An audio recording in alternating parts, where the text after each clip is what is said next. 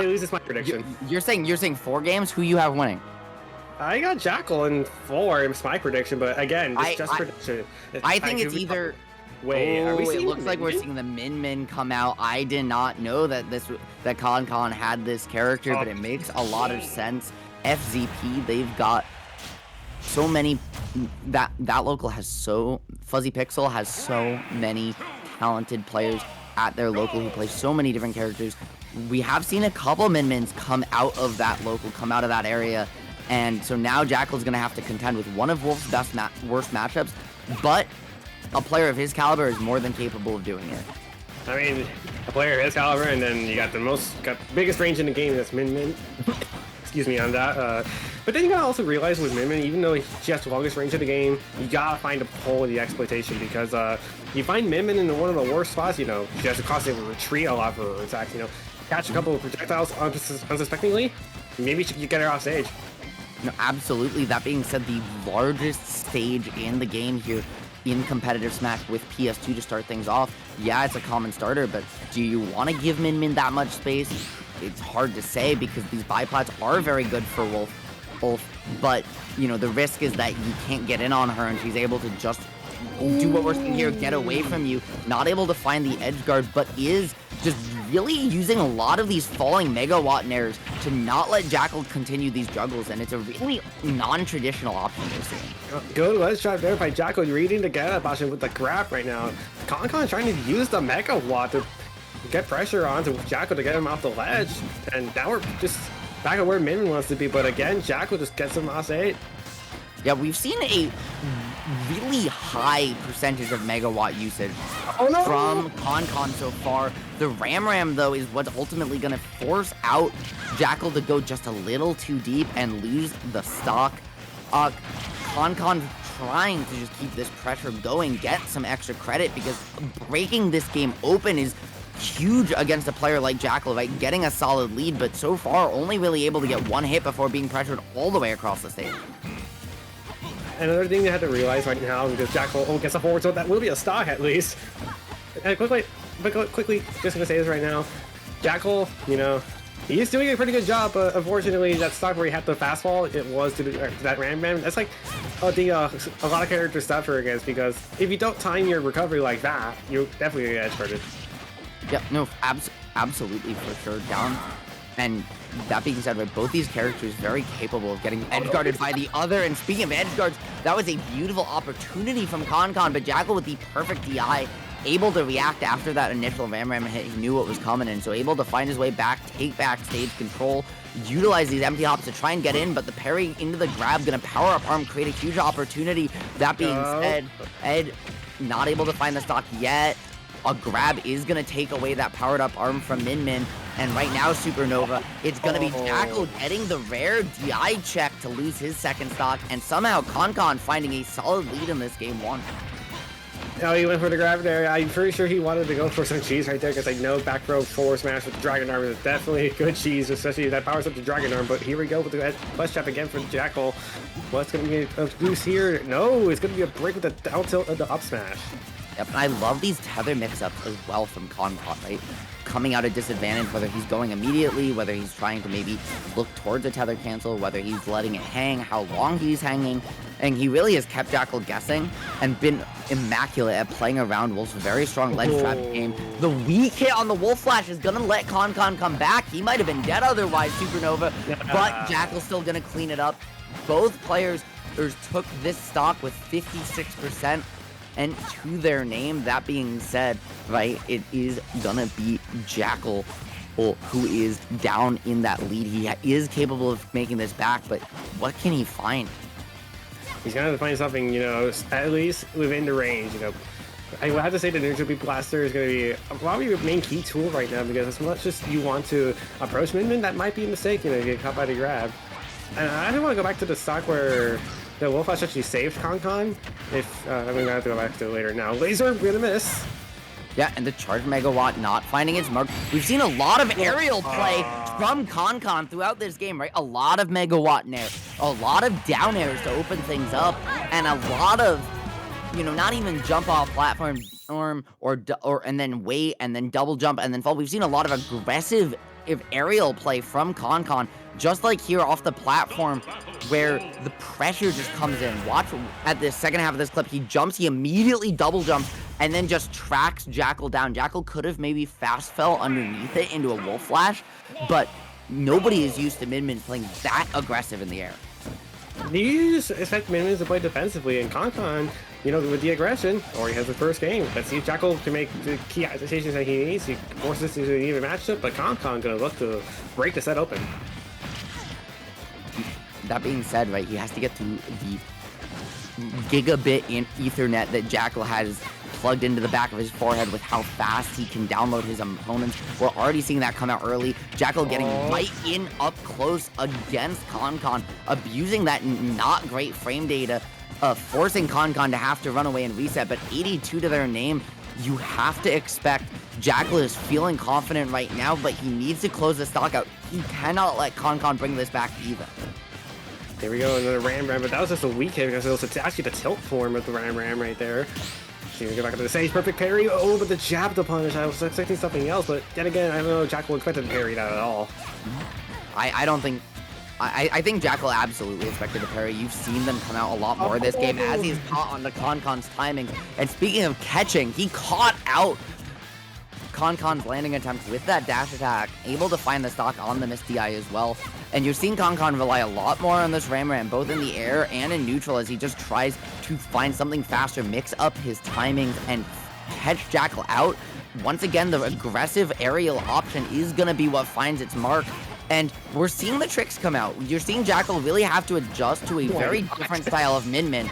And ConCon's managing to assert immense pressure as a result. Down throw into dash attack from Jakal, but down smash immediately gonna break that off. Wow. We've seen ConCon use that as a lot, right? As a get off me tool, and it's been very effective. As well as these up close mega watch is putting you in so much shield stun, but maybe able to find the tether is that buff coming in clutch. MinMin at launch would not have been able to find it the way back, but just so many nairs. Jakal able to just go back and on the pressure 7 days a week, forcing ConCon into only one option and the up special taking it.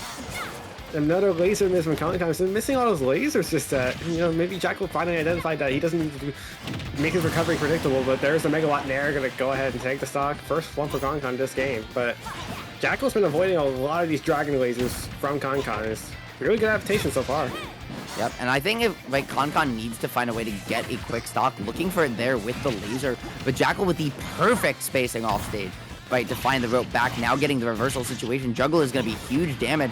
And if I'm ConCon, if I end up 2-stock this game, I seriously consider switching back to the Bayonetta. In my opinion, I'd probably switch stages. Oh, what a tech call out with the down smash! But I guess my question is, where do you take Wolf, right? You're already on the largest stage in the game, right? You don't have more space to run away than you do on PS2.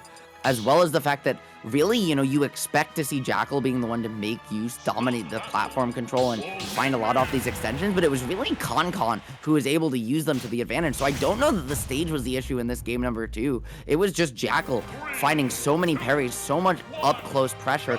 That being said, we are going to give Final Destination a shot. I'm not sure how I feel about this, Supernova, but I know you might feel differently than I do, so thoughts? I don't know how Jakal did not ban this stage, but if ConCon gets up and going, there's more platforms. Oh, there's a roll read, right? There's a get up attack, actually, but down smash is going to go ahead and read that anyway. I think if you're Jakal, right, your thought process behind leaving the stage open is maybe with how well ConCon was playing around platforms, you're just if I can get in, then ConCon has no real ways to escape me and just gets pressured over and over. But if I can't, then I'm the one who gets put in a blender. Doing so early though, right? 121% on ConCon. And the corner pressure is forced to try and jump in, but with no platform to try and mix up that approach, Jakal able to perfectly line up the back air.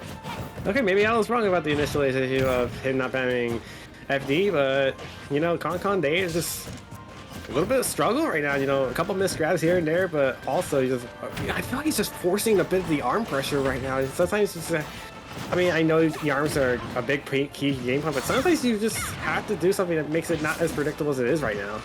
No, absolutely. It's just hard, right? Because these moves don't have the best startup. They cover so much range that they can kind of be predictable timing-wise.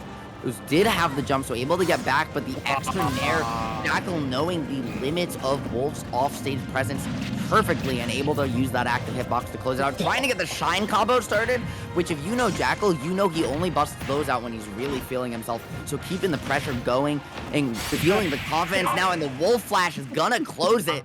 There is nowhere to run, nowhere to hide when this man is feeling himself, Supernova. And I don't see how you possibly say MinMin in this game number. I hate that my microphone didn't pick up my reaction to that, but the Wolf Flash on the ledge was crazy because was it ledge invincibility gone right there for ConCon, or what happened? So it was the regrab here. He never got back on stage. Oh wow! So as you saw right there, he faked going to stage and went back to ledge trying to mix up Jakal, but when you don't land on stage in ultimate, you see, right, you see something, you see what we just saw, which is you don't get your invulnerability back. Yeah, ConCon making like the buzz with this Rosa MinMin? Hold on. Nah, I don't think so. The Buzz would never play Bayonetta for the life of him. While you're right, the fact that in this set against Jakal, we've seen MinMin and Rosa, Dabuz is pretty much two characters at this point, is really quite funny indeed. Jakal has a lot of experience, both those two players being two of the long-standing top tier in Tri-State, right? It knows how to separate Rosa from Luma. Did so early, but not able to find the stock, almost getting an early one taken on him in turn. But Jakal with the perfect DI, and now the juggle situation to try and keep this advantage going. I think, yeah, you gotta use the Luma right there. You get those star bits frying out, gotta range out Jakal with the best of your abilities, but I'm really curious as to see why he went with the Rosalina instead of the Bayonetta, but I do understand going with the stage reset with PS2. Yeah, I think maybe you just, I don't know. That would be a question that, unfortunately, being remote, like, that's something I'd love to ask ConCon after the set, is why you went and Rosalina and MinMin here, rather than going back to that Bayo that we saw just do so much work against Gatsby, that especially as you just get juggled once again by having to play most of this game without the Luma, because Jakal hasn't given her the breadth of day. That being said, we see these dash desyncs from ConCon coming out, utilizing the ability to change Luma's spacing while still keeping her synced to Luma rather than having to force the desync out, as just beautiful option mix up, right, finding some very creative pressure. And even though these players have been going very back and forth in the advantage states, nobody's been able to close the stock quite yet. Yeah, not quite yet. There's the Nair. Oh wait, not enough. Go ahead and try to get back onto the stage. ConCon, there you go. Put the Nair there. See what happens here. And the weak hit Nair coming in. You saw Jakal trying to get the cheeky strong hit, take away Luma. And while she held on for a second, she took that last hit for Rosalina, keeping her alive for the moment. Back to across stage, not quite gonna do it, but Jakal going down, getting that dunk from the skyline as he found the forward air to close out stock number one. That being said, though, you have to get off stage, find a way to get some extra credit against ConCon, because regardless of the character, the ledge trapping tonight's been immaculate. Yeah, and also I've been noticing something from ConCon, especially with the Luma placement. He's fishing for smash attacks with that Luma on the ledge. They've not been working so far, and I'm not sure if they're going to work anytime soon.